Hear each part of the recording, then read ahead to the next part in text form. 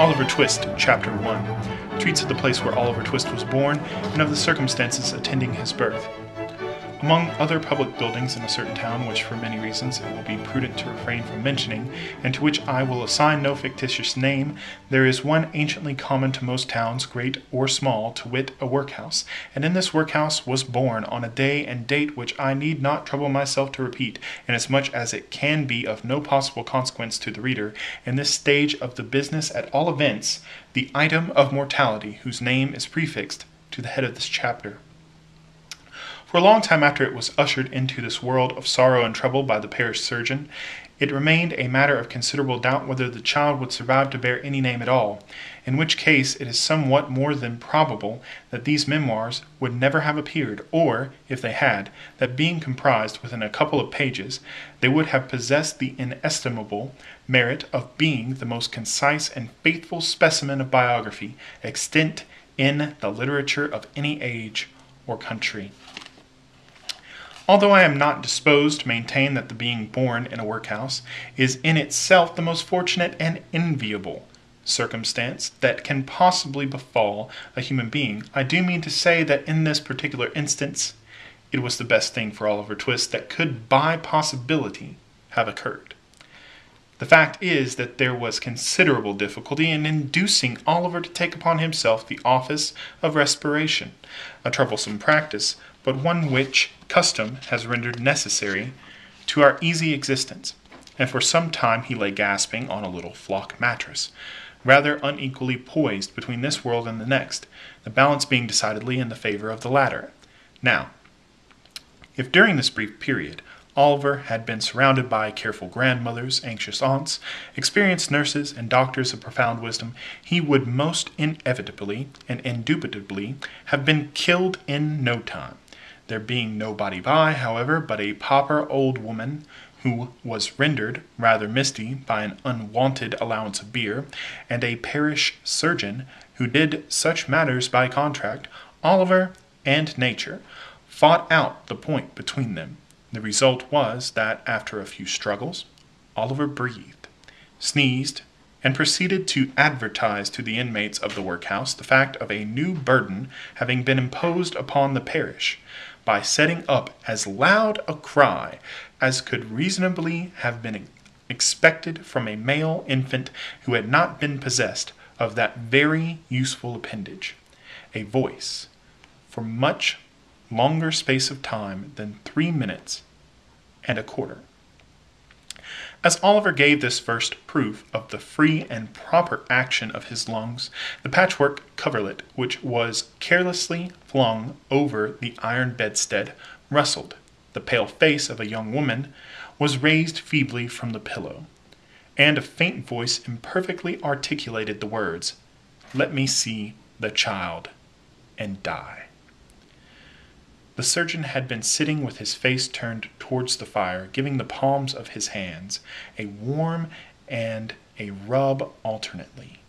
As the young woman spoke, he rose and advancing to the bed's head, said, with more kindness than might have been expected of him, "Oh, you must not talk about dying yet."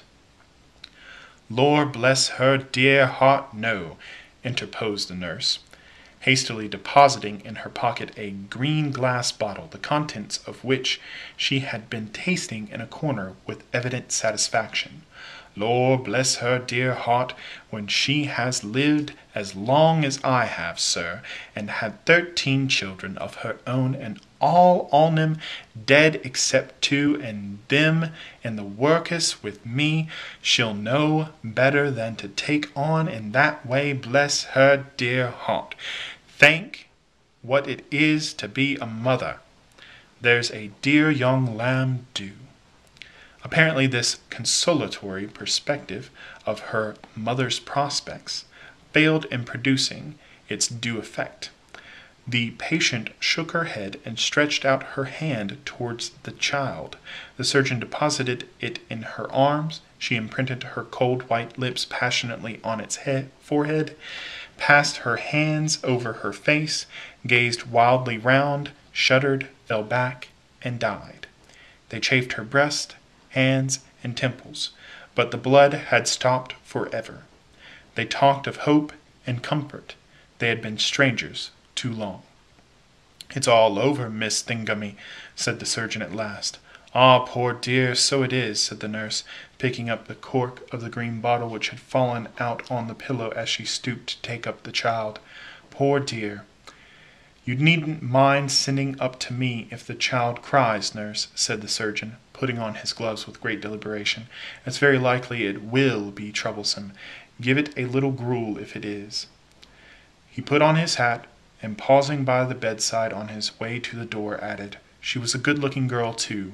Where did she come from?" "She was brought here last night," replied the old woman, "by the overseer's order. She was found lying in the street. She had walked some distance, for her shoes were worn to pieces, but where she came from or where she was going to, nobody knows." The surgeon leaned over the body, and raising the left hand, "The old story," he said, shaking his head. "No wedding ring, I see. Ah. Good night." The medical gentleman walked away to dinner, and the nurse, having once more applied herself to the green bottle, sat down on a low chair before the fire and proceeded to dress the infant. What an excellent example of the power of dress young Oliver Twist was! Wrapped in the blanket which had hitherto formed his only covering, he might have been the child of a nobleman or a beggar. It would have been hard for the haughtiest stranger to have assigned him his proper station in society. But now that he was enveloped in the old calico robes, which had grown yellow in the same service, he was badged and ticketed, and fell into his place at once, a parish child, the orphan of a workhouse, the humble half-starved drudge, to be cuffed and buffeted through the world, despised by all, and pitied by none. Oliver cried lustily. If he could have known that he was an orphan, left to the tender mercies of churchwardens and overseers, perhaps he would have cried the louder.